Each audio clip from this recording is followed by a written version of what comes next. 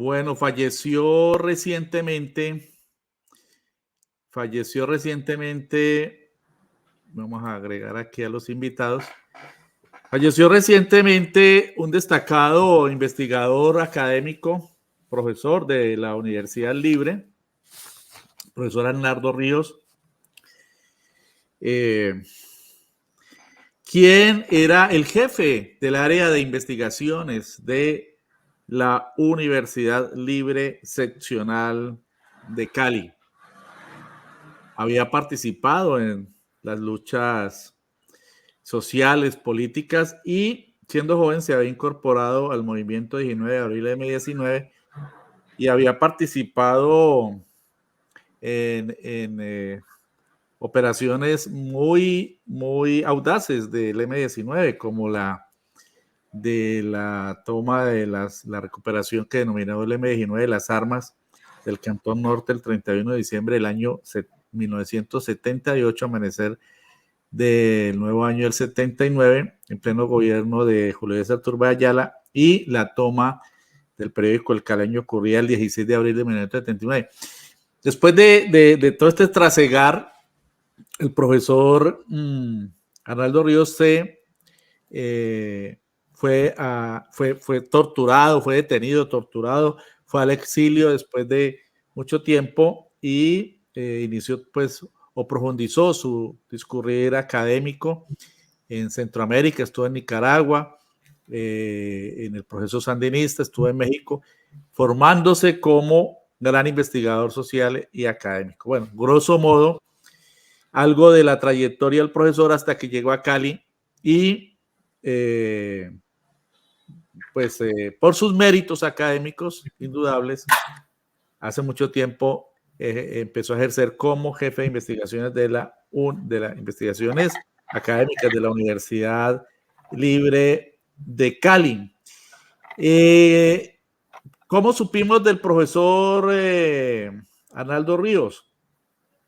Por una de las crónicas a las que nos tiene acostumbrados el querido amigo y cinéfilo, maestro del cine lo llamo yo, José Urbano, quien consuetudinariamente escribe crónicas, a veces croniquillas, por pequeñas, por lo breves, no porque no merezcan la denominación de crónica, sino porque son muy breves, y que rememoran asuntos de su vida de adolescencia, etc.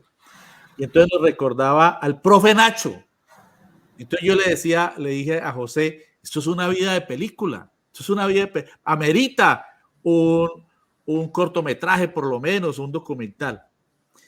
Por eso hemos invitado a José y él nos ha puesto en contacto también con Erika Ríos, la hija de Arnaldo, y los dos nos acompañan en el día de hoy para también rememorar sobre esta vida tan interesante, tan valiosa de Arnaldo Ríos, quien lamentablemente nos ha dejado, pero queremos también con estas entrevistas rendirle un homenaje a su prolífica vida de luchador político y de académico. Buenos días, Erika, buenos días, todavía días, sí, ¿no? No son las 12 todavía.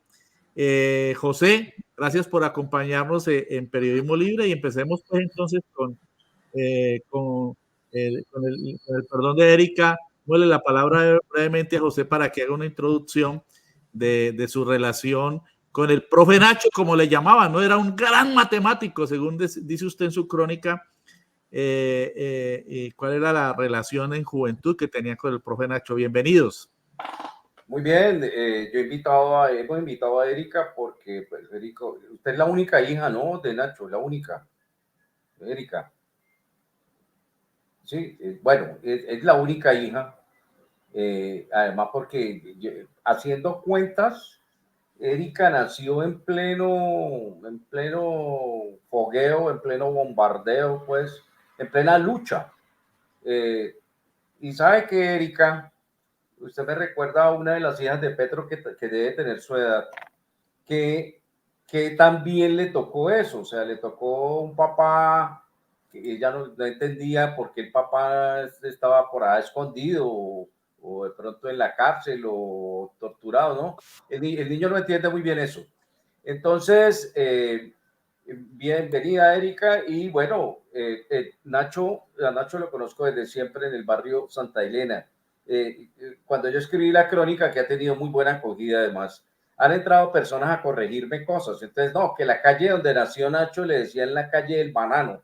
Es una calle en Santa Elena que tiene forma de banano, precisamente.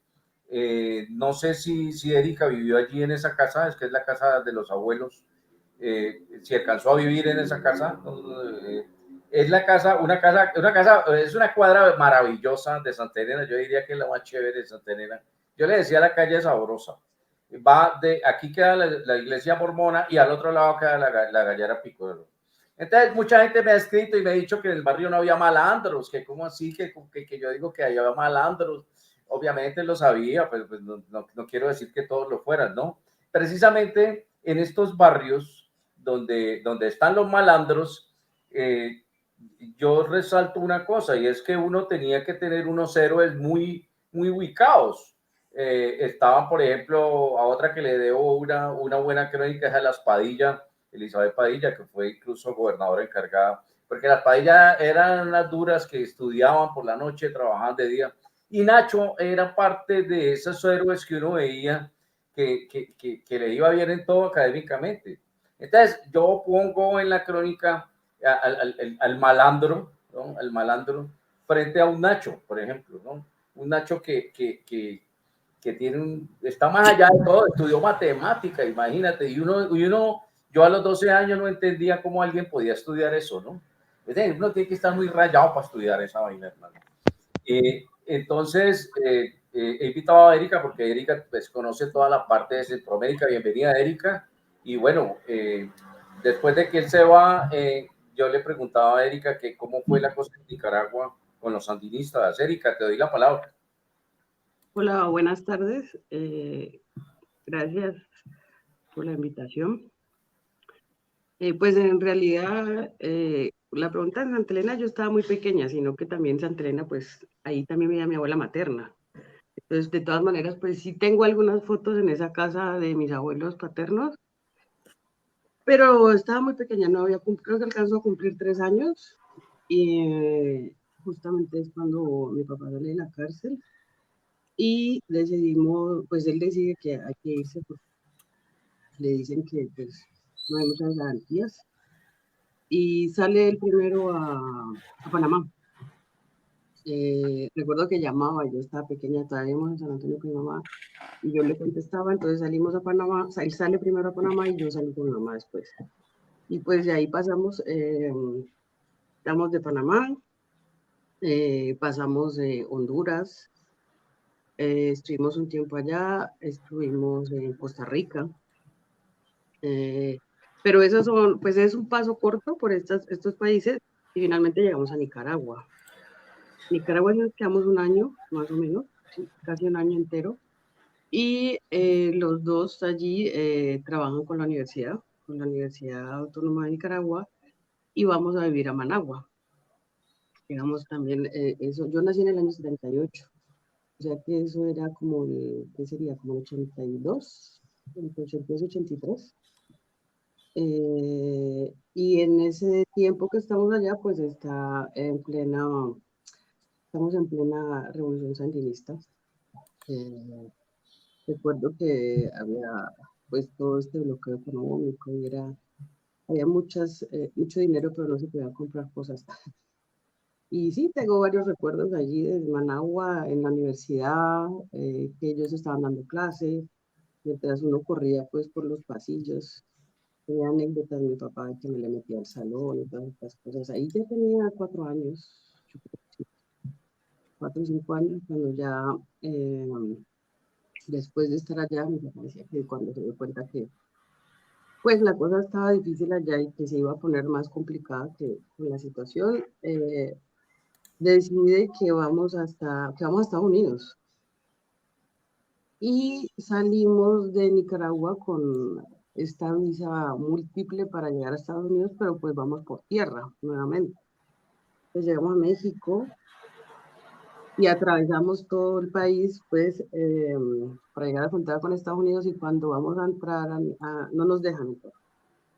Pues, de todas maneras, no sé, con una visa no es una garantía para entrar a un país, y pues yo imagino que viendo de dónde veníamos con los antecedentes, pues no era como, pues no sé, en fin, en todo caso no pudimos pasar, nos sellaron la visa y regresamos decidieron mis papás que nos quedemos en Ciudad de México. Entonces ahí nos instalamos en el distrito durante 10 años. Erika, tú me hablabas de un pasaje que yo no conocía y lamento no haberlo hablado con Nacho, y es que se va a Silicon Valley.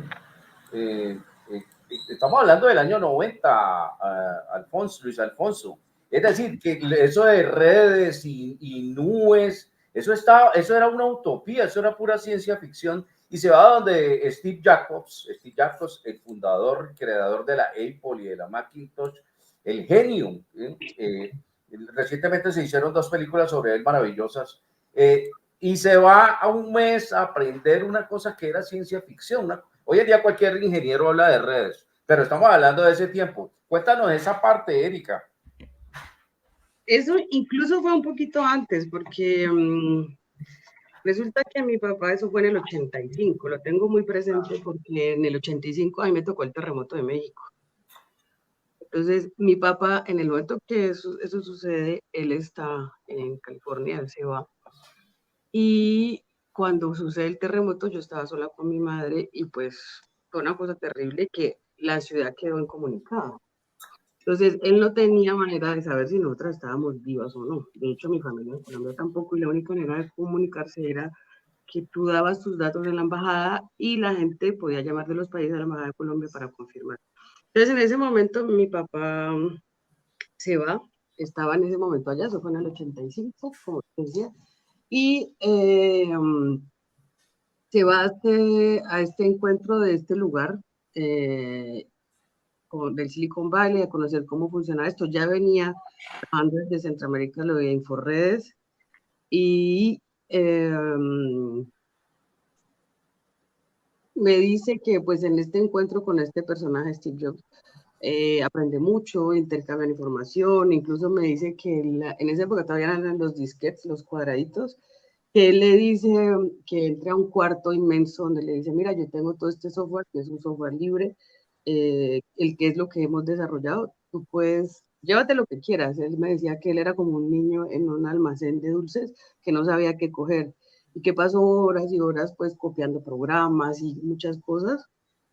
Incluso ayer te comentaba que él le regala el primer computador, yo todavía lo tengo, que es el primer computador que saca Apple, que en ese momento era Macintosh, un computador pequeño, que en ese computador fue que pues yo aprendí muchas cosas. Eh, Regresa pues después de ese tiempo con toda esta perspectiva y además de ya lo que ya estaba haciendo, pues comienza a trabajar eh, con otros amigos, tiene una empresa sobre todo la parte de computación. Entonces daban asesorías y también empiezan a ensamblar computadores. Y en esa época era muy particular porque las impresoras funcionaban era con los cables de punto de red, entonces a la gente le fallaba mucho, entonces le instalaba los software y yo le ayudaba a hacer los cables. Entonces, siempre tenía la anécdota de que yo soldaba esos cables muy pequeña y mi mamá incluso se molestaba porque decía que me iba a quemar los dedos con la soldadura, pero a mí me gustaba ayudar. Erika, Entonces ya eso pasa así. Sí. Erika, ¿cuándo regresa Nacho a Colombia? ¿Y qué año? Nosotros regresamos a Colombia en el 91. Es en diciembre del 91 al 92. Sí, porque estuvimos, sí, aquí tengo, sí, eso fue en el 91. Yo me vine unos meses antes porque yo tenía, o sea, siempre íbamos y veníamos y yo quería volver a Colombia. Yo recuerdo que le dije a mis papás, volvemos ahora, ya no vuelvo porque ya tenía 13 años. Es difícil a esa edad, pues, como desprenderse. Y mi mamá estaba terminando su doctorado en la UNAM. Entonces ya su examen de grado era en diciembre, entonces me dicen, vete ahora para que entres a estudiar de una vez en septiembre, y nosotros llegamos en diciembre. Y así lo hicimos, ellos llegan en diciembre y ya en diciembre nos instalamos aquí en Colombia. ¿Es cuando llega a Cali y se vincula a la Universidad del Valle o todavía no ahí mismo? Ahí mismo no. No, no inmediatamente. Cuando mi papá llega, al principio, pues viene como con la idea de crear una empresa. Viene, ¿cómo no viene con la idea de crear una empresa? Y de hecho la crea. Sisori, esa es otra historia también. Entonces nosotros vivíamos en el refugio y ahí en la casa monta la oficina, otra vez monta los computadores, empieza a trabajar con eso. Y con otro primo de él y otro amigo también hacen toda esta parte de ensamblar computadores, de vender computadores y de crear software. Mi papá trabajó al principio mucho creando software. En realidad hizo programas para la HV, también trabajó con el América. Entonces, en esa parte. Después empezó a dar, sino que no trabajaba dando muchas clases. Primero trabajó con la autónoma, en realidad, si yo no me equivoco. El primer recuerdo que tengo es que él estuvo bastante tiempo en la autónoma dando clases. Y después empezó a trabajar con la Valle, pero con la Valle trabajó con la Vicerrectoría de Investigaciones. Y mi papá se vincula a la Libre después, pero eso ya es... Sí, ya me acuerdo, en el 98, 98, 97. Yo estaba Ya en la lista cuando él llegó y ganó el concurso, pues. Porque además esa decanatura no existía. Creo que él ha sido el único decano hasta hoy que ha tenido esa, porque él llegó a crearla, ¿no? Sí, te entiendo que hay una dirección nacional de investigaciones y que deciden crear las seccionales. Entonces, cuando la crean, abren este espacio y mi papá lo integra como director seccional de la seccional Cali de investigaciones. Ajá. Hay un aspecto, es que nos quedó pendiente muchas cosas con Arnaldo, Erika, y es, él cuando llega a Colombia, le toca la nueva constitución, se involucra con todo este combo que estaban en la nueva constitución del 91. Pues él siempre me dice a mí que, bueno, siempre me decía que él nunca se iba a reinsertar ni nada de esas cosas, que eso no le interesaba, y que su participación había sido pues antes de irnos en todo ese proceso, pero cuando llegamos, al menos que yo sepa, no, pero no sé cuántos secretos más se habrá llevado. Entonces, donde sé, no, pues siempre tuvo contacto con mucha gente, pero tenía como, no sé, creo que tenía dudas de los procesos, cómo se han dado las cosas, entonces siempre prefería, siempre me decía que prefería hacer desde lo pequeño, desde lo local, desde el territorio, que ese impacto pensaba que podía generar pues como una onda más que querer como desde arriba que se cambien, transformar las cosas. Interesante, perdón que los interrumpa, José y Erika. Aquí con esta sinopsis de la biografía encuentro una parte interesante, es esta de su alter ego. Dice que él tenía un alter ego, es decir, su otro yo, el viejo montañero. ¿Cómo podríamos rememorar eso? José y Erika. Erika sabe más de eso porque estuvo acá en la montaña. Mi amigo el montañero se volvió famoso. Pues yo pienso, bueno, primero mi papá... Era como su arista ecológica, ¿no? Sí, sí, claro. Y su esencia, ¿no? Pienso, siempre una especie o un homenaje constante a su origen. De pronto también a mi abuelo, que siempre decía, es que yo soy un montañero. Entonces mi abuela fue la mujer culta siempre, pues la maestra, directora del colegio. Mi abuelo decía, yo soy del campo. Entonces creo que tenía él esa fusión entre los dos.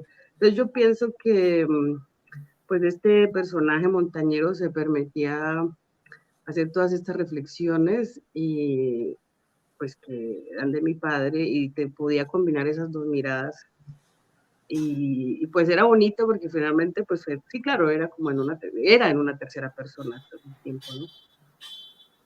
Él siempre escribía en Facebook estas reflexiones del montañero, ¿no? Él se encontraba con un supuesto amigo del montañero, pero era el mismo, ¿no?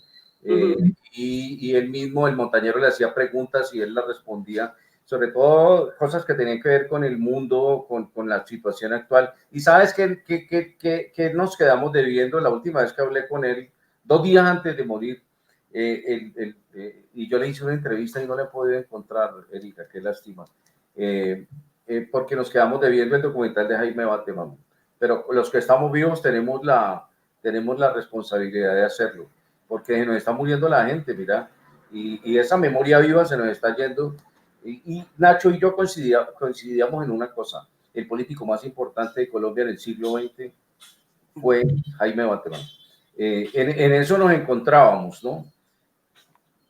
Incluso 10 días antes también le hacen una entrevista en video y todo, que por conversé ayer con la persona, porque también hay otro documental pendiente que tienen, no sé bien quién, porque no estoy segura, pero le hacen algo sobre la historia del M-19, la hicieron en la casa, y él al principio como que no tenía muchas ganas, pero logran hacerla, entonces también interesante. Sí, Aquí precisamente tengo, José y Erika, perdón, unas imágenes que encontré en una página del periódico El Caleño de la muy famosa toma del Caleño en el 16 de abril de 1979. ¿Qué se puede rememorar de esta toma que fue muy famosa desde el punto de vista como todo lo del M-19, ¿no? De su audacia? Aquí, por ejemplo, está el coordinador de producción del Caleño en el proceso de diagramación. Se cuenta en la información del Caleño que el comando guerrillero llegó pues con una avanzada de una persona vestida de sacerdote y otra persona de monja, y después llegaron los demás militantes y ocuparon el periódico, y llegaban ya con la edición impresa, llegaban ya con la edición diagramada, ¿verdad? Y no montar. Aquí está la imagen después que tomo del periódico El Caleño en internet, de la ocupación. Erika y José, ¿qué se puede rememorar de esos momentos? Claro que Erika no ha nacido, ¿no? O sea que... No había nacido, pero me imagino que ha estudiado la historia, claro, ha estudiado la historia. Pero te digo una cosa antes de que entre Erika. Como todas las operaciones audaces del M, en ese momento no sabíamos en el barrio que Nacho era el M, ¿no? Nacho era el que tenía las gafas casi en la punta de la nariz y nunca he peinado, además, en ese tiempo, pelo largo, y uno decía, no, es que ese man es matemático. Entonces, eso de decir que ese man es matemático era que ese man era muy raro, ¿no? No, ese man es raro, porque ese man es matemático. Y los matemáticos todos son raros, ¿no? Son locos, son solitarios, son... Y cuando a él lo allanan, cuando a él lo detienen, ahí sabemos qué pasa con Nacho. Yo tengo cierta familiaridad con Nacho porque mi hermana mayor se casó con un tío de Nacho, con Gilberto Alvarado. Entonces las hijas de mi hermana mayor pues vienen siendo medio familiares de Nacho directamente. Entonces, de todas maneras, desde el barrio, el Guabal, teníamos una relación con Nacho. Y luego, cuando nosotros nos pasamos a vivir a Colón, casi a 4 cuadras de la casa de Nacho, ya hay una relación más estrecha. Y el hombre nos explicaba, nosotros tan bruticos con el álgebra y la trigonometría. Entonces, él era el que le explicaba a todo el mundo. Y nunca cobraba. Y después nos damos cuenta que Nacho era el M, y entonces yo lo voy a visitar todos los domingos. No fallé ningún domingo de su reclusión, porque habían varios vecinos encanados también. Entonces yo visitaba al vecino que lo habían pillado robando el Banco Colombia, lo visitaba al otro que vendía vareta y visitaba a Nacho. Y además es esa amalgama que se da en las cárceles porque es que en el patio 1 estaba Arocha, que era médico. Es decir, este patio 1 era una decanatura de bienestar universitario de una universidad, que eran unos tesos, con estos ladroncitos de poca monta, ¿no? Es tenaz lo que se da allí cuando estos guerrilleros caen, que son tan cultos y tan cualificados, con estos rateritos que incluso muchos de ellos son analfabetos. Y por eso ellos montan la escuela, para enseñar a leer y a escribir a los rateritos, a ver si de pronto siguen robando, pero ya con un poco más de cultura, ¿no? El profe Nacho, ¿no? Sí. Erika, te cedo la palabra, que era como ese aspecto que quería contar. Incluso ellos también hacen una escuela y donde varias gente estuvo también el papá de un primo mío y tiene otra escuela, donde la idea, como él decía, pues era en el Pablo Neruda era un colegio también chévere, mi mamá también trabajó allí, y después en ese colegio, creo que eso fue antes de irnos de Colombia, también tuvieron pues anécdotas interesantes. Pues respecto a lo del caleño, lo que puedo decir es que mi papá siempre recordaba esas anécdotas como con mucho agrado porque le daba como, ¿cómo decir? Como el hecho de burlar ciertas cosas le causaba mucha gracia, ¿no? Eso, de poder, siempre estaba como analizando y ver como siempre le decía, siempre estaba viendo antes de que pasaran las cosas, entonces eso le causaba gracia, no adelantarse y que la gente creyera que iba a pasar algo y que pasara otra cosa. Y también, pues, entre todas las cosas que le gustaba mucho esta parte de la imprenta y eso siempre le llamó la atención y lo hizo mucho. De hecho, con mi tío tenían una imprenta acá antes de irnos. Y en México también sacaron muchas cosas cuando yo te comentaba que trabajó en este lugar de promoción para el desarrollo popular. Y yo, porque lo recuerdo mucho, porque yo le ayudaba a compaginar los documentos que imprimían. Entonces yo creo que pues ese espacio se aprovechó pues para divulgar eh, y hacerlo de una información de una manera eh, que de todos modos le seguía pareciendo muy Erika, jocosa, por así decirlo. una anécdota que yo no quise tocar, la escribí pero la borré porque es muy controvertida, pero vale la pena nombrarla ya que estamos hablando, y es su encuentro con Gaddafi, ¿no? Nacho va a Libia y me dice, estuve en Casablanca. Casablanca, la famosa película de Bergman que se hizo allá, pero yo lo bajé de la nube porque le dije, ¿cómo te parece que no se filmó ninguna escena en Casablanca? La película se llama Casablanca y dijo, ¿cómo así? Yo estuve en ese bar.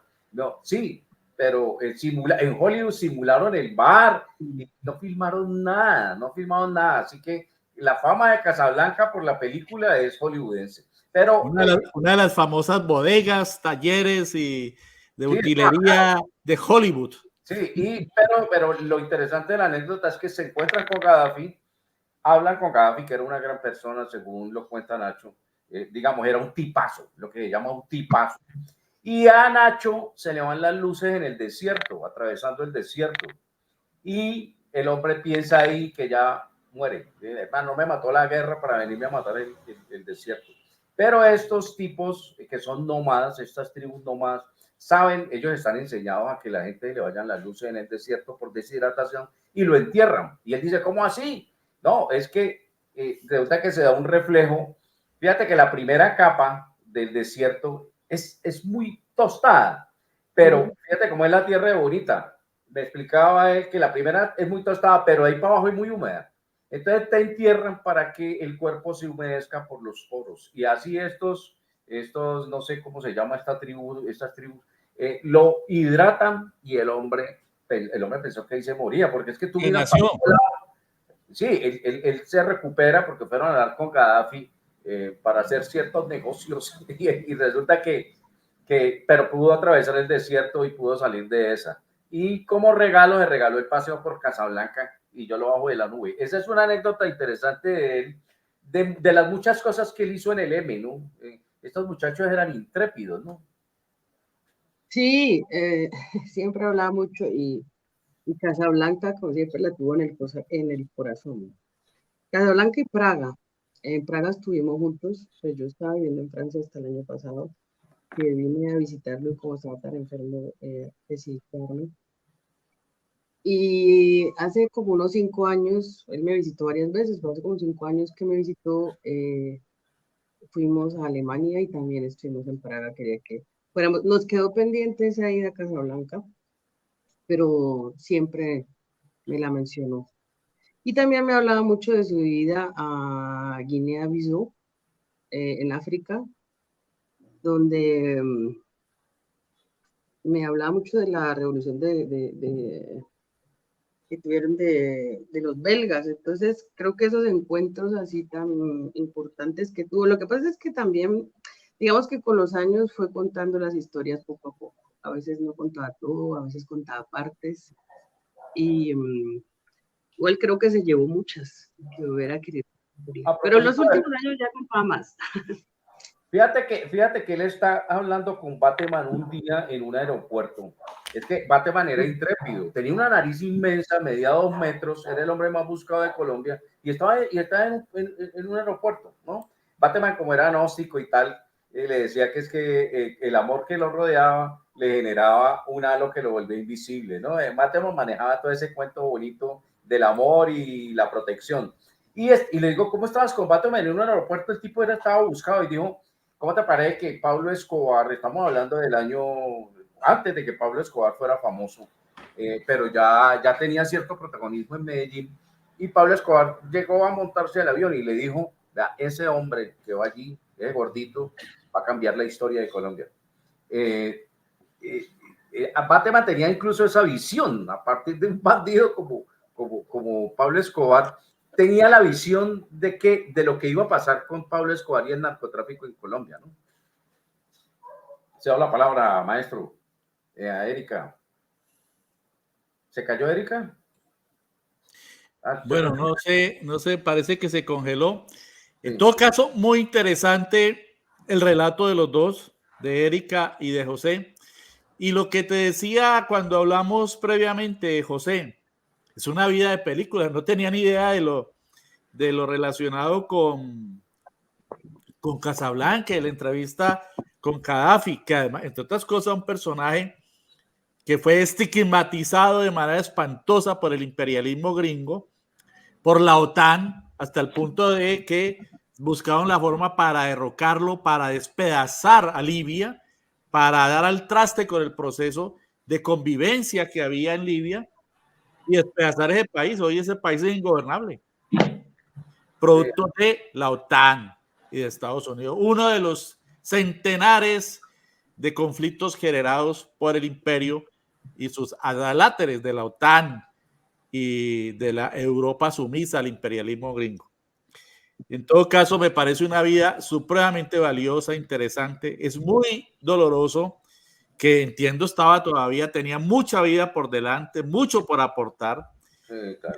Y es una reflexión que yo hago, José y Erika, en el sentido de que quienes ejercemos el periodismo, quienes ejercemos la historia, quienes estamos interesados en la memoria colectiva de los pueblos, de la humanidad, de los hacedores verdaderos de las sociedades, que son los hombres anónimos, centenares y centenares de miles de personas del pueblo, pues esa historia hay que recuperarla, hay que documentarla, ¿no? Es muy valioso todo esto que ustedes nos han contado en el día de hoy, Erika. Yo creo que ha nutrido a nuestra audiencia y seguramente tendrá que ser objeto de unas mayores dinámicas de investigación, de producción académica o de producción periodística, incluso literaria, para recuperar esta memoria tan bella. La vida del profesor Arnaldo Ríos, del profe Nacho, como yo lo dije, yo le dije a José, Nacho vive, ¿no? La cartilla en la que muchos aprendimos a leer. Y creo que él también llegó a utilizarla, según creo que dice José en su crónica, ¿no? Nacho vive, Nacho lee, así la tituló José, ¿no? José, la crónica. Sí. Nacho lee y calcula, porque es que era loco matemático. Y calcula. Que no me peinaba. Entonces son vidas extraordinarias que no pueden caer en el anonimato. Entonces de aquí surge el compromiso de investigar más sobre la vida del profe Nacho, de llevarla al texto e incluso de llevarla a un cortometraje, sino a un documental. Yo creo que ese es un compromiso que debemos asumir con toda esa trayectoria, todo ese trasegar. Y la vida de esos luchadores románticos, utópicos de los 70, de los 60, los 70, los 80, tiene que ser valorada, tiene que ser recuperada. No ceder ante la narrativa de las oligarquías que quieren destruir esa historia de tantos y tantos jóvenes que entregaron su vida a la lucha, a veces equivocados, a veces no, a veces producto de unas circunstancias, de unas coyunturas, de unas realidades objetivas, etcétera, etcétera, que han cambiado, que han evolucionado y que hoy ya no son las mismas, pero que tienen una explicación histórica. De modo que muy bello el relato que ustedes han hecho. Quiero expresarle a Erika pues mi sentimiento de pesar. Yo soy abogado egresado de la Universidad Libre. Lamentablemente en mi trasegar por la universidad, en mi relacionamiento con las cumbres de paz que organizó el profesor Libardo Orejuela, yo coordiné los cuadernos de paz, que fueron como 6 de las cumbres de paz, bueno, no me pude relacionar con el profesor Arnaldo, pero valoro esta trayectoria, su aporte a la investigación académica en la Universidad Libre. También trabajé en el periódico El Caleño, pero ya después de los hechos del 79, yo trabajé a finales del año 82 y en el año 83. Regresé en el 86 a hacer la edición de los 10 años del Caleño, de modo que también conozco mucho la historia del Caleño y sobre todo la extraordinaria vida de su director, Alirio Mora Beltrán, que fue vilmente asesinado en la puerta del periódico. Entonces, también pues me llega mucho esta historia y por eso indagué un poco sobre lo que había ocurrido en el 79.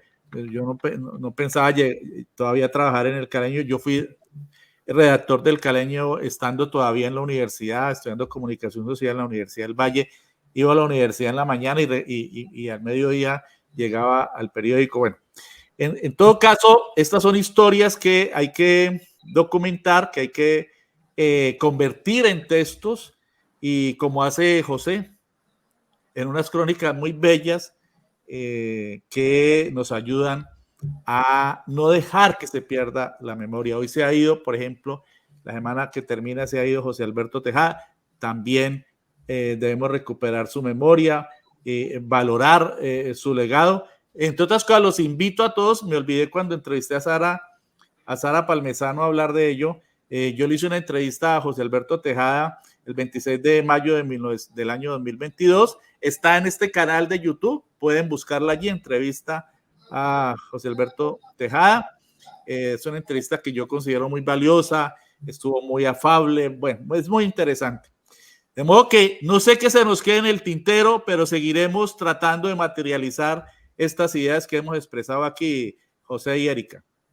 Antes de terminar, es que estuve viendo la charla que tuviste con Hildebrando. Santiago, si puedes compartir las imágenes que puse allí. Sugiero estas dos películas muy valiosas sobre Ucrania. Una, la de Oliver Stone, Ucrania en llamas, y la otra se llama Donbass. Yo creo que el Oliver Stone, como hace las películas y las lanza a la red, debe conseguirse en la red. Ucrania en llamas. Si puede, el que está encargado, si puede compartir lo que tengo ahí, si es posible, para que vean los afichitos. Santiago es el que está encargado, Luis Alfonso. En este momento tuvo que salir, estoy yo aquí solito. Puedes compartir lo que yo estoy aquí haciendo esfuerzos porque no me consuma la tecnología, pero los buscaremos, querido José. Bueno, dos películas, puse los dos afiches. Uno se llama Ucrania en llamas, del gran director gringo. Bueno, aquí está, voy a agregarlo, aquí está. Exacto. Entonces, se salió un poco de la charla sobre Nacho, pero también tiene que ver porque pues, Nacho era un antiimperialista de tiempo completo. Entonces está Ucrania en llamas, del maestro Oliver Stone, un excelente documental que es un punto de vista que tú nunca ves en Fox News, ni en RCN, ni nada de esas cosas. Y está Donbass, de un director que es muy interesante, un director ucraniano, 12 relatos sobre esta ciudad, pues, que mantiene en llamas a toda hora. Donbass es la región independentista, ¿no? De las repúblicas independientes que quieren hacer parte de Rusia porque la inmensa mayoría de su población es rusa, habla el idioma ruso, su cultura es rusa, etcétera, y ha sido brutalmente bombardeada por el régimen neonazi de Zelensky. Muy bien, muy buena recomendación, José. Bueno, y también la recomendación a nuestros seguidores para que se acerquen a La Ventana Indiscreta, que José creo que es el único que todavía conserva una tienda de películas en discos para que allí, lo que no esté allí en La Ventana Indiscreta es porque no existe en materia. No se ha filmado. No se ha filmado. Sí. De modo que muchas gracias, Erika, por acompañarnos en Periodismo Libre. Muchísimas gracias a ustedes por la invitación y por este espacio. Bueno, José, gracias. A usted muchas gracias, maestro Luis Alfonso, y estoy muy contento con que haya vuelto a hacer Periodismo Libre. Por lo que veo, la gente está muy contenta por lo que escribí allí. Entonces, nos seguiremos viendo. Claro que sí, y esperamos también la reaparición de La Ventana Indiscreta con esos excelentes informes que siempre ha hecho en Periodismo Libre nuestro querido maestro del cine, José Urbano. Y queda el compromiso, por lo menos un cortometraje sobre el profe Nacho. Tenemos que recoger la memoria de Nacho y sus amigos. Y si encuentro la entrevista que le hice, sobre todo que esa entrevista que yo le hice fue concretamente sobre Álvaro Gómez Hurtado. Y quisiera volverla a ver porque es que el M fue tan complejo que tenía figuras como el general Pinilla, como Álvaro Gómez Hurtado. Rojas Pinilla. El generalísimo. O que le rodaron las elecciones en el 70, ¿no? Que inspiró, por eso se llama M19, Movimiento 19 de Abril, porque el 19 de abril de 1970 era el gobierno de Misael Pastrana Borrero, el papá del cuestionadísimo Andrés Pastrana Arango, le rodaron las elecciones al general Gustavo Rojas Pinilla, el líder de la ANAPO. Sí, exactamente. Entonces, fue charlas que me quedaron pendientes con Nacho, es una lástima. Uno piensa que la gente es eterna. Bueno, y ahorita voy a hablar, para rematar nuestro programa de hoy, de Alternativa, que nació de manera coetánea, simultánea en febrero de 1974. A propósito